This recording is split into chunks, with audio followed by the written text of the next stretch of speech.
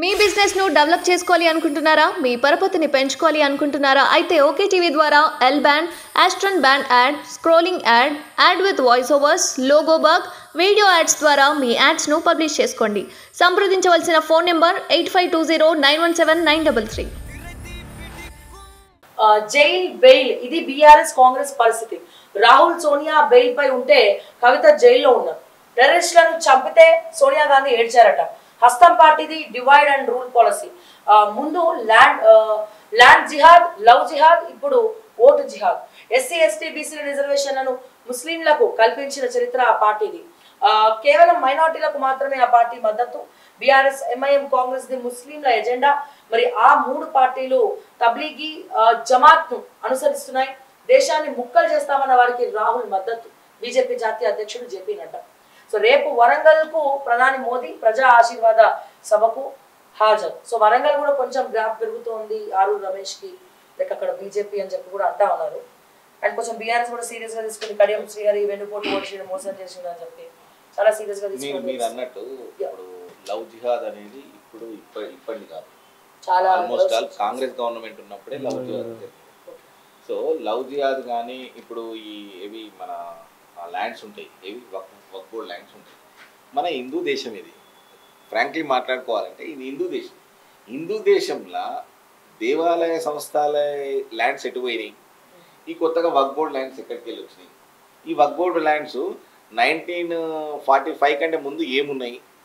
ఆ హిస్టరీ తీసుకోండి. ఆ హిస్టరీ తీసుకుంటే నీకు వక్ఫ్ బోర్డ్ ఎటుకెళ్ళి వచ్చింది, వక్ఫ్ బోర్డ్ ల్యాండ్స్ ఎటుకెళ్ళి వచ్చినాయి? మన దేవాదాయ శాఖ ల్యాండ్స్ తెలంగాణలో వక్ఫ్ బోర్డ్ ల్యాండ్లని మాయమైపోయినాయి తెలుసా మీకు? వక్ఫ్ బోర్డ్ భూములని అదే మరి ఏమంటున్నాం మేడం, ఆ వక్ఫ్ బోర్డ్ భూములను కూడా ఇప్పుడు కొన్ని ల్యాండ్లను తీసుకొని కూడా మళ్ళీ వక్ఫ్ బోర్డ్ చేస్తా ఉంటుంది మరి కాంగ్రెస్ గవర్నమెంట్. సో మరి అది అట్లా ఆలోచన చేద్దామా? మరి మన దేవాదాయ శాఖ మనకు వచ్చేటట్టుగా ఆలోచన చేద్దామా? మనం మనల్ని కాపాడుకోవాలంటే మనకు ఇంకొకరు సపోర్ట్ కావాలి. అది ఎవరు సపోర్ట్ అయ్యారంటే ఖచ్చితంగా దేశానికి. బట్ నేను ఇక్కడ కొంతమంది గురించి చెప్తా. తెలంగాణలో మోదీ వేవ్ 100% సెంట్రల్ లో మోడీ రావాలి. కానీ ఇక్కడ బీజేపీలో కొంతమంది కల్ప్రిట్స్ కి బీజేపీ టికెట్ ఇచ్చింది. ఒక 3-4 స్థానాలు ఆ కల్ప్రిట్స్ ఎంత అవినీతి పరులు అంటే ఇక బుద్ధిమంతం త్రిలోకేషన్ లాగా బయటికి కనిపెడతారు, వెనకాల చేసేవన్నీ చేస్తారు. సో అటువంటి వాళ్ళు దీన్ని అడ్డు పెట్టుకొని తెలంగాణ నాశనం చేసే అవకాశం కూడా 100% కనిపిస్తా ఉన్నది. అంటే 3-4 గురించి, నేను అందరి గురించి మాట్లాడట్లేదు.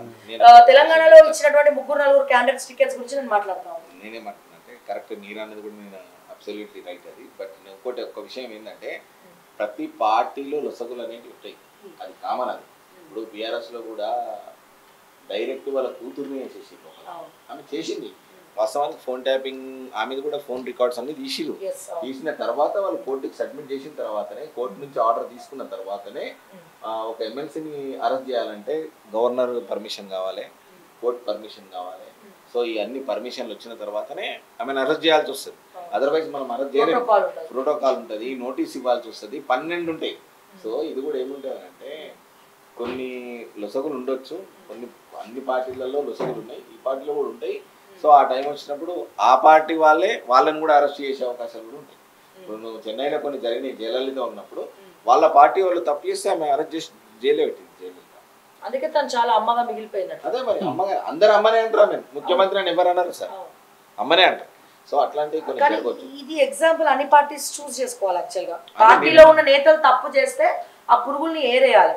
అదే నేను ఏమంటున్నా మేడం, ఇప్పుడు దానికి కూడా టైం అనేది ఉంటుంది. సో ఎలక్షన్ మూమెంట్ ఇప్పుడు ఎవరిని కదిలించడానికి కానీ ఎవరిని అడగడానికి కానీ ఏది ఉంటుంది.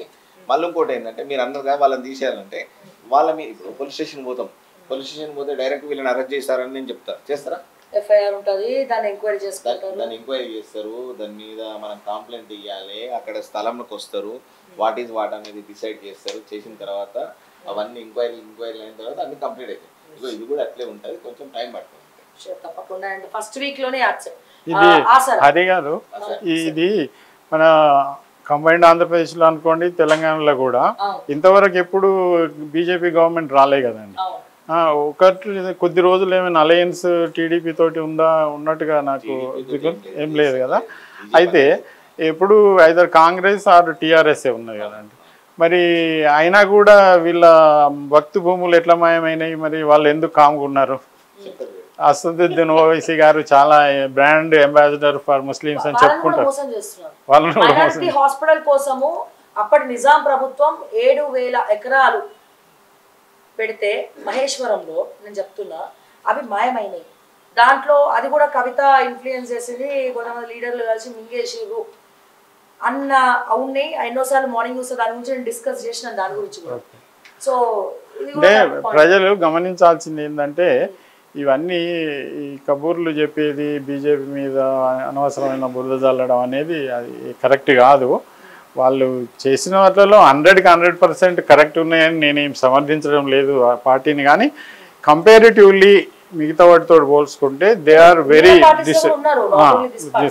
ఉన్నారు. కానీ మనకు ఒకేసారి చేంజ్ అంటే అది రెవల్యూషన్ అవుతుంది. ఎవల్యూషన్గా చేంజ్ కావాలి అంటే చూడండి, వాజ్పేయి గారి గవర్నమెంట్ ఉన్నప్పుడు కొంత చేంజ్ చూసాం మనం. నేషన్ వైడ్ హైవేస్ గురించి కానీ ఇంటర్లింకింగ్ ఆఫ్ ఆల్ విలేజెస్ కానీ వారు కొంత చేంజ్ తీసుకొచ్చారు. అంటే ఈవెన్ ఆర్థిక పరమైనటువంటి విషయం కానీ అప్పటికి అది అలయన్స్ గవర్నమెంట్ అయినా కూడా. ఇప్పుడు మోడీ గారు వచ్చిన తర్వాత కూడా అనుకున్నదంటే ప్రజలు ఒక్కోసారి ఎట్లుంటుందంటే ఎక్కువగా ఉంటాయి, ఇప్పుడు అది రీచ్ కావడం కష్టమవుతుంది. కానీ వారు కూడా ఓపెన్గా చెప్తున్నారు కదా, ఫస్ట్ 5 years వాళ్ళు ఇంటర్నేషనల్ ఇష్యూస్లో ఫిక్స్ చేశారండి. నెక్స్ట్ 5 years ఆర్థికపరమైనటువంటి దేశం విత్ ఇన్ ద కంట్రీలో ఆర్థికపరమైన విషయాల గురించి కానీ స్టేబుల్ గవర్నమెంట్ గురించి కానీ కరప్షన్ విషయంలో కానీ టేక్ కేర్ చేసిండు. ఇప్పుడు క్లియర్గా ఓపెన్గా చెప్తున్నానండి, give me the 400 then I will show you the difference అని. సో కంపల్సరీగా విత్ ఇన్ ద కంట్రీలో అవుట్ సైడ్ ద కంట్రీ కానీ చాలా చేంజెస్ రాబోతున్నవి.